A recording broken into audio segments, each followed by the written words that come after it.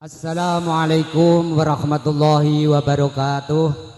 Kunjuk sagunging para pinisepuh sesepuh aji sepuh ingkang kaluhur hormati, kunjuk dumateng pangemban-pangembatipun praja ingkang kaluhur hormati, kunjuk dumateng sedaya tamu undangan kakung putri ingkang kula hormati. Wonten ing wekdal enjang punika monggo sesarengan kalih kawula, monggo kula lan panjenengan sami tansah ngunjukaken raos puji dalah syukur matur nuwun dumateng Allah Subhanahu wa taala.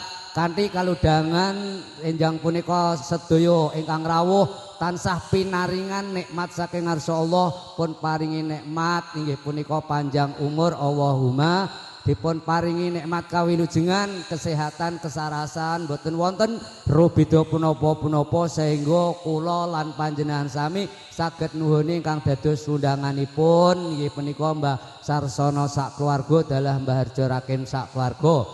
Menggah wigatosipun wonten ing wekdal menika enjang kawula pun resaya kasuwun angekraraken ingkang dados pinuwunipun para pinisepuh kekalih-kalih kala wau. Menggah ing mriki wigatosipun gati para pinisepuh kekalih-kalihipun anggenipun sami ndedonga nyaket dumateng ngarsa dalem Allah Subhanahu wa taala rinten dalunipun alhamdulillahirabbil alamin pikantuk berkahipun para pinisepuh sesepuh aji sepuh dalah tamu undangan kakung putri anggenipun kagungan pinuwun Mbah Sarsana sak keluarga Mbah Harjo Rakim dipun kabulaken dening Allah Subhanahu wa taala. Menggah Mbah Harjo Rakim utawi Mbah Sarsana anggenipun kagungan pinuwun para pinisepuh kekalih kala wau alhamdulillah Mbah Sarsana sak keluarga estu Allah Subhanahu wa taala sampun kersa maringi amanat ingkang arupi putra putri nomor setunggal ingkang pun asma Mbak Roro Ayu Fiana. Alhamdulillahirabbil alamin Allah Subhanahu wa taala sampun kersa maringaken jodhonipun kalih putra kakungipun Bapak Harjo Rakim sak keluarga ingkang pun asma Kang Bagus inggih menika Mas Sudarsono. Kanthi sedaya kala wau alhamdulillah pikantuk berkahipun sedaya undangan pinangan nganten kekalih sampun kawisuda krami wonten ing pukul 7 kala enjang kanthi pikantuk berkahipun para pinisepuh sedaya tamu undangan alhamdulillah awit awal ngantos saakhiripun manggih wilujeng boten wonten rubida punapa-punapa Allahumma amin. Menggah salajengipun ingkang menika wekdal mboten langkung inggih punika Bapak Sarsana sak keluarga Mbah Harjo Rakim sak keluarga wabil khusus pinangan nganten kekalih wonten ing wekdal punika mawantu-wantu nyuwun berkah doa sedaya ingkang rawuh mugi-mugi pinangan nganten kekalih anggenipun badhe kekeluargaan tansah pinaringan wilujeng sehat, mugi-mugi mboten wonten rubudha punapa-punapa awit awal menika wekdal ngantos dumugi aki-aki nini-nini lan mintuna Allahumma amin. Menggah salajengipun menika pinangan nganten kekalih wabil khusus nyuwun doa restu mugi-mugi sakmangke pinangan nganten kekalih anggenipun badhe lumban wonten ing kekeluargaan sakmangke mugi-mugi Gusti Allah Subhanahu wa taala maringana reja bahagia mulya reja tata titi tentrem anggenipun sami mbangun kekeluargaanipun. Mugi-mugi Gusti Allah maringaken gemah lipah loh jinawi dipun paringaken rezeki ingkang barokah ingkang halal kangge nyekapi keluarga saking ngangu beda dumateng Allah Subhanahu wa taala. Mugi-mugi samangke anggenipun maringi rezeki Gusti Allah dipun paringana tirah kangge ziarah dhateng Mekah Madinah Allahumma amin. Menggah salajengipun samangke pinangan nganten kekalih Gusti Allah ndadosna keluarga ingkang sakinah mawaddah warahmah Allahumma amin. Lah menika para pinisepuh kekalih-kalihipun Mbah Sarsana sak keluarga Mbah Harjo Rakim nyuwun berkahipun mugi-mugi pinangan nganten kekalih samangke para pinisepuh kekalih-kalihipun ugi kepengin enggang nimang cucu. Lah mugi-mugi pinangan nganten kekalih anggenipun kekeluargaan enggal sakmangke Allah kersa maringi wontenipun putra mbok bilih sakmangke kagungan putra kakung dadosna putra ingkang saleh, mbok bilih sakmangke kagungan putra istri dadosna putra ingkang salehah. ing akhir diwasanipun samangke putra-putrinipun mugi bekti dumateng tiang sepuh kekalih dumateng bangsa negari langkung-langkung migunani dumateng agamanipun Allahumma boten kata lumpen sholawat salam kita sanjungaken dumateng junjungan kita Kanjeng Nabi Agung Muhammad sallallahu alaihi wasallam kanthi sedaya mugi Mbah Harjo Rakim Sakumba Sarsono wabil khusus pinangan nganten kekalih pikantuk syafaatipun junjungan kita Kanjeng Nabi Agung Muhammad sallallahu alaihi wasallam kanthi pinuwun ing ngajeng mugi pikantuk berkahipun sedaya ingkang rawuh Gusti Allah ridho ngabulaken pinuwun kala wau Allahumma amin. Menggah salajengipun menika wekdal enjang Mbah Sarsono sak keluarga Mbah Harjo Rakim sak keluarga ngawontenaken ambeng punar sak perantasipun sedaya para sipuna kekalih-kalihipun boten kesupen kangge caos hormat wontenipun dinten kawitan sarta wekasan Ibu Bumi Bapak Angkasa Bapak Adam Ibu Kawamila pun hormati rinten dalunipun saperlupun suwuni berkahipun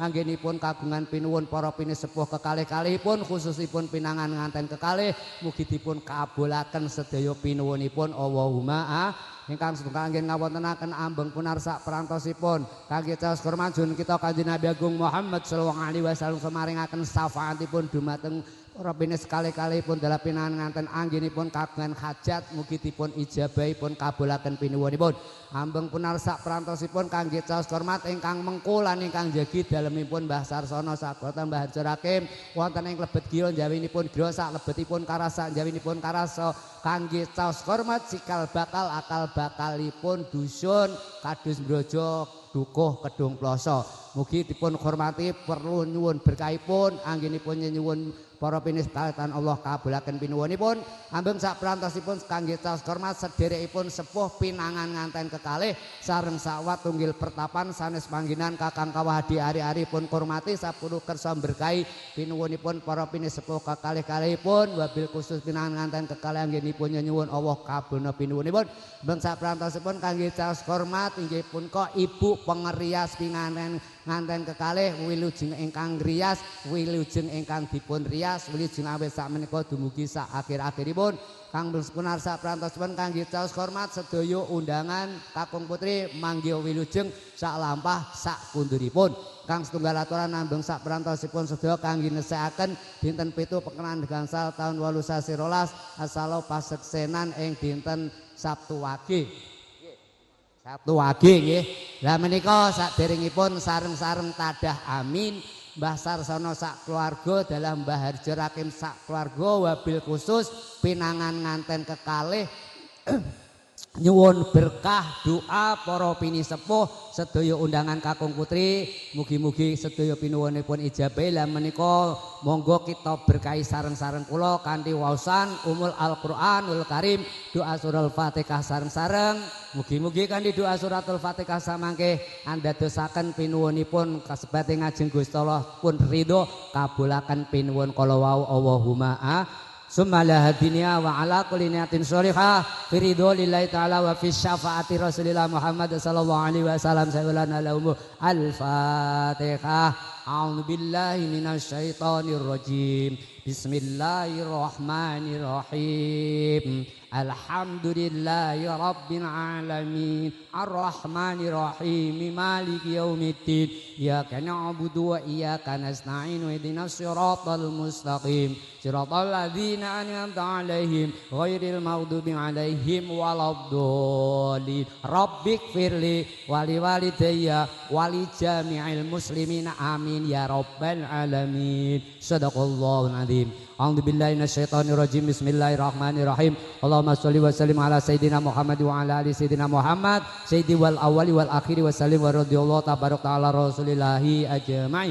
Alhamdulillahi rabbil alamin. Alhamdulillahi rabbil alamin. Alhamdulillahi rabbil alamin. Allahumma ihdinas siratal mustaqim. Allahumma ihdinas siratal mustaqim. Allahumma ihdinas siratal mustaqim. Allahumma ij'al awwala yaumina hadza salaha wa akhiruna najah ya Allah. Allahumma inna na'udzubika min jahdil bala wa darki syiqa wa sul qadwa samadatil adaina ala kulli shay'in qadir wa ma innaka ta'lamu sirri wa ngalaniyati faqbil maqdirati wa ta'lamu hajati fatini syuali wa ta'lamu ma fi nafsi faqfir li dunubi Allahumma antal awalu falaisa qablaka sayun wa antal akhiru ba'daka sayun wa antal ngalimul ghaibi wa anta ala kulli shay'in qadir wa antal ngalimul ghuyubi wa anta samiul alim bi rahmatika ya arhamar rahimin Allahumma bi asma'il husna ighfir lana dzunubana wa li walidina wa dzurriyyatina ghafir an sayyi'atina wastur ala ghuyubina wajbur ala nuqsanina warfa darajatina wazidna ngilman nafi'an wa rizqan wasingan halalan thayyiban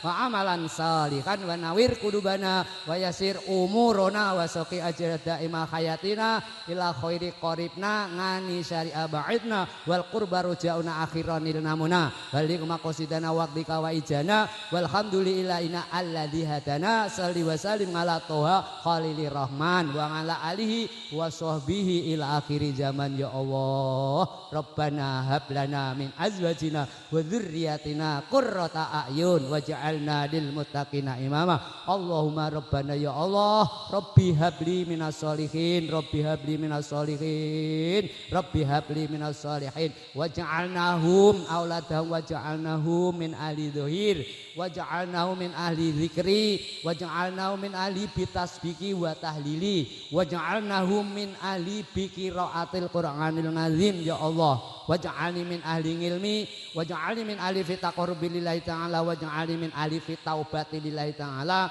waj'alni min ahli ibadati lillahi ta'ala waj'alni min ahli shadaqatil jariyah waj'alni min ahli sholatul lail waj'alni min ahli sholatul jamaati waj'alni min ahli siyami waj'alni min ahli syukru lillahi ta'ala waj'alni min ahli khair bi rahmatika ya arhamar rahimin Allahumma inna nas'aluka salamatan fid dinina wal afiyatan bil jasadina wa sihhatan bil badani waj'al minna wa barakatan fi rizqina wa taubatan qoblal mautina wa rahmatan ngindal maut wa maghfiratan ba'dal maut bin ngalaina ma fi syakaratil mautina wa najata minan nar wal afa indal hisab da'wahum fiha subhanakallahumma wa tahiyatuhum fiha salam wa akhiru da'wahum anilhamdulillahi rabbil alamin jazakumullahu khair walhamdulillahi rabbil alamin wallahu muwaffiq lakumut thoriq wa billahi taufiq wal hidayah wassalamualaikum warahmatullahi wabarakatuh. Ibu juru pangkarangga busana monggo pun lajengaken kerobongan jangkep putra pinanganten sarimbit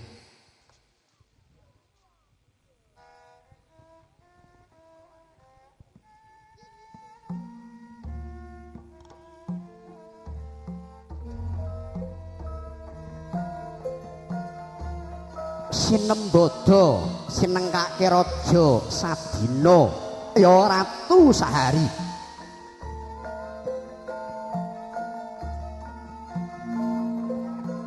Bagus Sudarsana kelakon garwa sekar kedatoning keluarga ageng Bapa Sarsana Viyana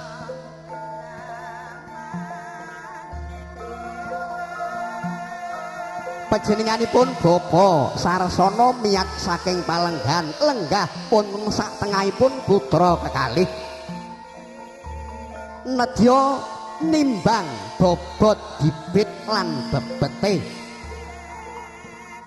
duk rikala semana panjenenganipun Ibu Binti Salbiah matur kaliyan ingkang bapak Pakmu iye piye lengmu nimbang toles Sudarsana karo anak abot endi semune abot kabeh Bune tegese lorone wis padha karep miwiti urip anyar woning bebrayan agung syukur seketi jinurung Pakmu tegese anak karo Sudarsana kelakon dadi jatuh kramane iya mulane ya Pakmu ayub tan kendhat padha nyuwun ngarsanipun Gusti muga anak loro anggone omah-omah cetha ora suwe meneh Tole Darsana arep terbang meneh ning kono ora suwe meneh ana ya arep terbang rono hai Ayo Mas, kuwi jenenge weweh kaya. Nek Korea ki duwite rupiah won. Nek Jepang kuwi yen. Nek Kalimati rupiah. Ngene yo Mas, kewajibane wong lanang kuwi kudu menehi kaya karo garwa. Kuwi kaento dumadi saka beras kawak, kacang kawak, bele kawak, pari kawak. Pinaringan duit recehan. Kuwi mengku karep sak kawak-kawake bele beras sak kawak-kawake semudarang kuwi muga-muga luwih kawak jenengan ling omah-omah. Tinadan garwa linambaran tilam lampus tegese kloso bangka. Duk rikala pinarengan kaya nono kaiket karo suket Kalanjana. Nulya panjenengane Mbak Ana karo Mas Sudarsana sowan ngarsanipun Rama lan Ibu nedya titip. Mbak Ana matur karo ingkang bapak. Bapak, apa? Kula nyuwun titip menika kayanipun Mas Sudarsana ingkang kapisan. Mugi saged ngrembaka adamel bako kukuh nggen kula bebrayan. Yo, kene Nduk. Kayane bojomu sing sapisan kene tak simpene. Tak singgahke ning centong siningit. Engko nek kala mangsa kayane bojomu sing mbok titike aku mbok jaluk tak penehake, nek perlu tak imboi. Sembah nuwun Kanjeng Rama.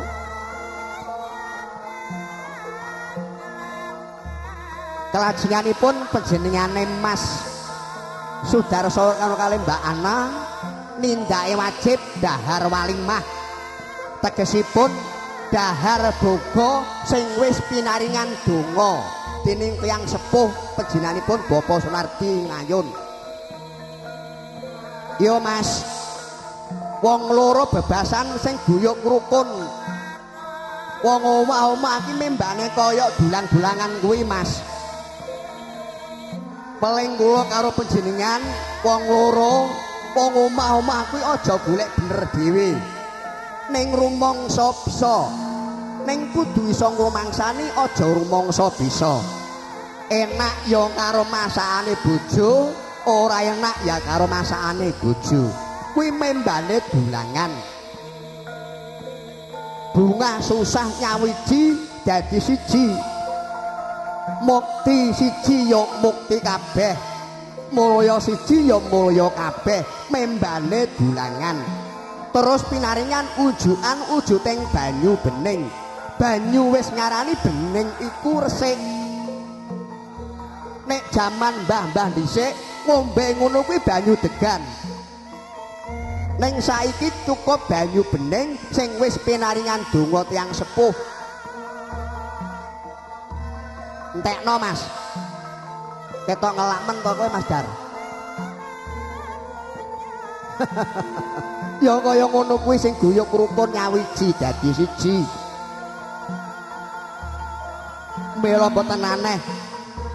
Ayo panjenengane Mbak Ana karo Mas Sudarsana ngelinga panjenengan rikala semana isih timur digula wentrah dileliting cilik dilairke diopeni disandangi diayomi cepak jodhone dirabekke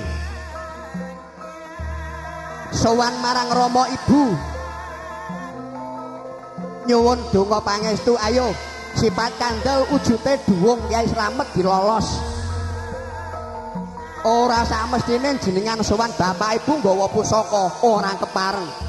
Kuwi sifat kandele bapak dititipke sik tiyang sepuh nglilani sifat kandel ujute duwung Kyai Slamet.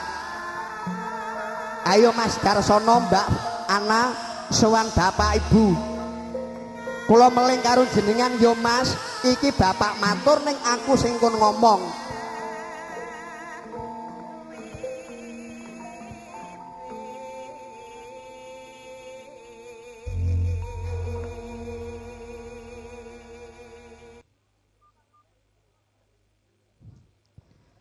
Muga-muga panjenengan kula meling ya Mas.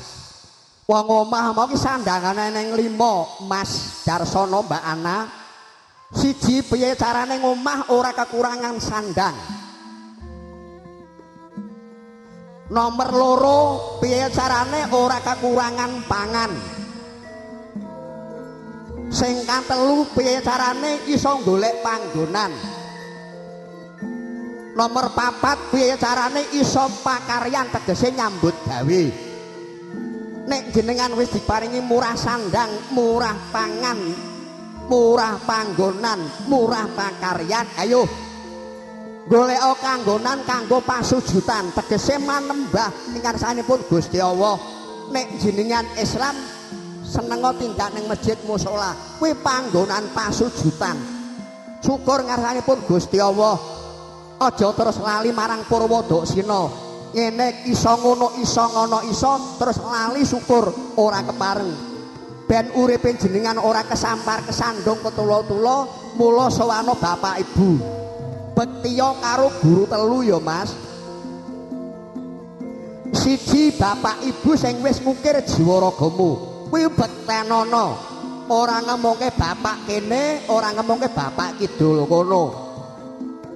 Sing nomor loro bektiya karo guru asesa tegese bapak ibu guru sing wis jenengan diparingi ilmu pinter itung-itung pinter maca malah iso tekan Jepang tekan Korea kuwi merga saka pulang wuruke bapak ibu guru.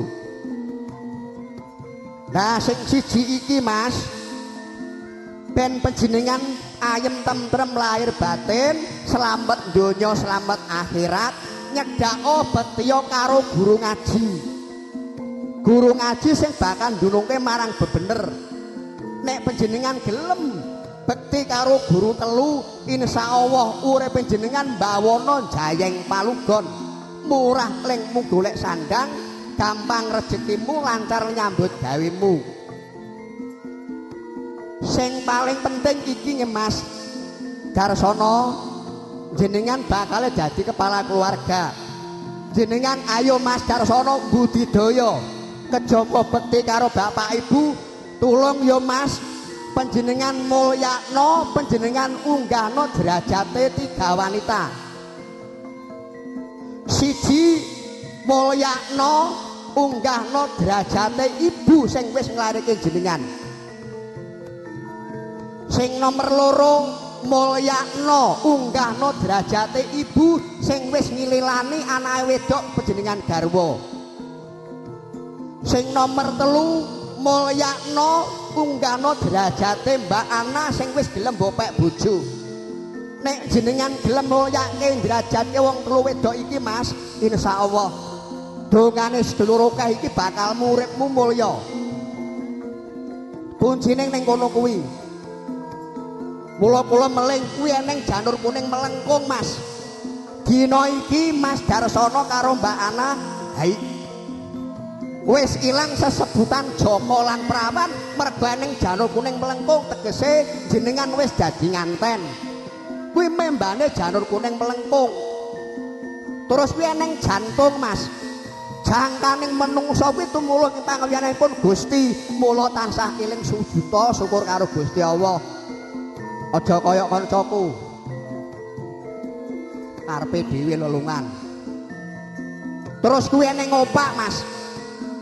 Opak kuwi mbane obahno pikiran alan awakmu ben kasembatan sing dadi jangkone jenengan. Nek ora gelem obahne awak, ora gelem mikir, tangeh iso kasembatan kekarep jenengan. Mula kula meling kuwi mbane kaya kuwi Mas. Kuwi ora neng godhong ringin, ora neng kemuning, ora neng tebulung. Oh enten. Oh nggih, ngene Mas. Werdine godhong ringin, kemuning, alang-alang, apa-apa tebulung sok ben tak jarwani. Dolan nang omahku Mas, tak kaya resepe wong omah-omah. Ora sah nggawa apa-apa, Bu. Jenengan nggawa-nggawa ya alhamdulillah ora ya.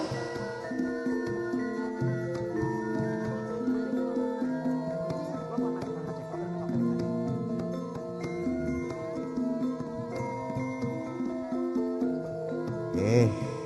Ya ngono kuwi ya Mas wis welingipun tiyang sepuh Bapak Sudarsono, Bapak sapa ki? Sarsono, aku sing pun matur jenengan. Iki welinge Bapak. Wis monggo tak suwun lenggah ning kono sing sekeca. Mukti mulya tinancep kayuning Purwa sejati ditunggoni Bapak Ibu. Kelajenganipun para pirawuh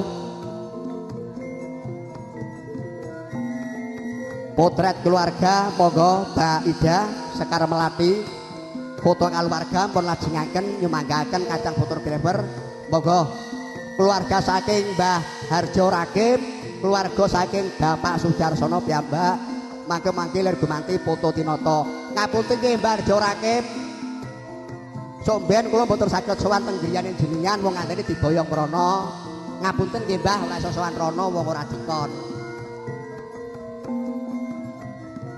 Lah ya unyu-unyu. Mbah Harjo Rakim bareng ngagem kaya ngono malah kaya Tumenggung Cirayuda. Terus sing di omah Pak Darsono nganggo kaya ngono malah kaya dalange mantingan. Oh alhamdulillah sembodo. Medal mirunggan monggo aturne kanca-kanca New Sabilan Demak lain musik. Ayo Mas toto-toto Jackson panjenengan mlebu mrene tak dongake laris. Nah. Wis. Wis. Iki sementara tak pikir pun lajengaken para rawuh kakung putri minulya sinambi putra penengenten tedhak tinata foto pamilih kaluwarga panjenenganipun Bapak Sarsono Sarimbit ngaraosaken bombong birawaning manah karawuhan panjenengan sami wekasanipun boten kawedhar matur piyambak nulya nyuwun tulung piniji panjenenganipun Bapak Untung kenarya sulihipun atur madyaning atur jiwana Pambagyarjo yatur wilujeng rampuh wondene jumenengipun Bapak Untung kadhairaken panjenenganipun Bapak Suwardi menapa dening Bapak Sunarno ing ngarsanipun wekdal sacekap kula aturaken sumangga.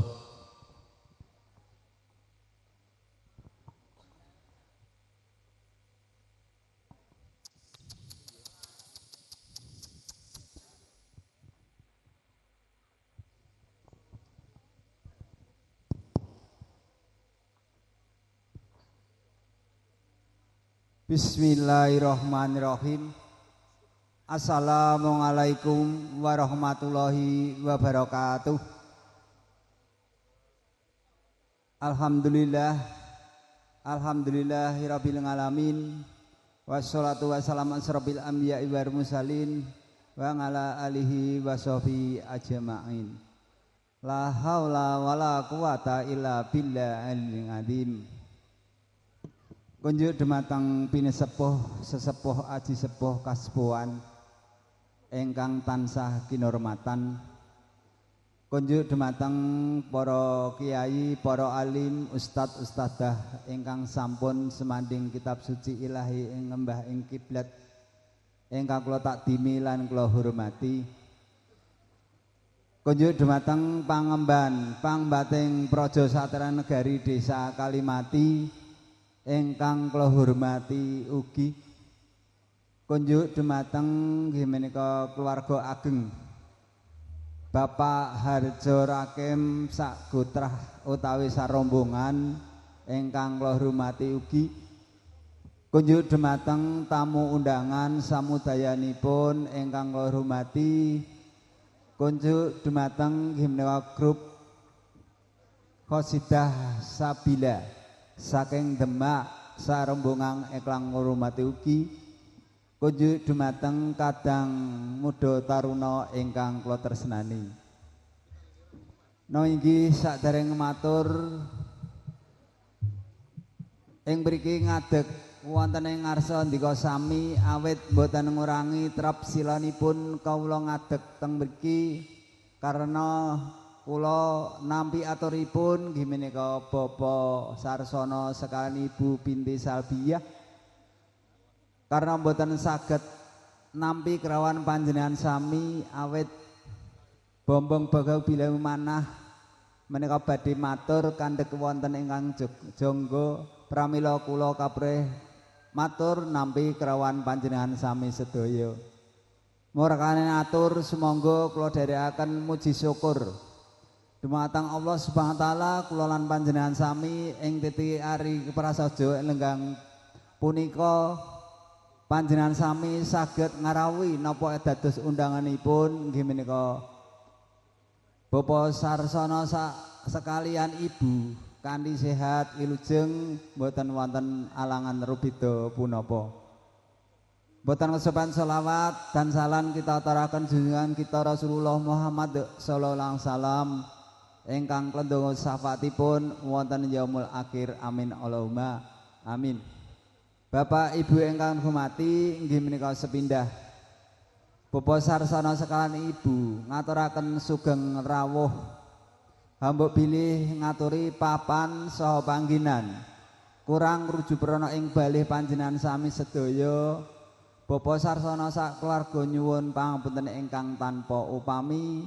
Para tamu undangan samudayamun kapurih lelenggahan ingkang mardungang penggalih paripurnanipun adicara prasaja ing siang punika. Nggih Bapak Sarsana sekalian Ibu binti Salbiah hama maturaken nggih menika matur nuwun sanget anggenipun siang punika ngentos putri kenyonipun inggih menika ingkang nami Biahayu nggih Rara Mbak Viana kajatuh krami nggih menika putra-putranipun nggih menika Bapak Harjo Rakim sekalian Ibu Yatemi almarhum. Menika adat Wididana menika nggih sampun kapanggihaken nggih menika panjenengan sami sampun mresani nggih mugia anggenipun nggih menika kapanggihaken wontenipun Sri kemenganten kekalih mugi-mugi badhe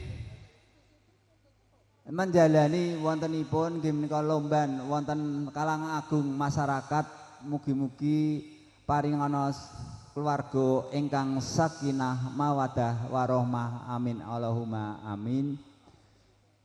Kalau wau enjang nggih sampun diwisuda wontenipun saking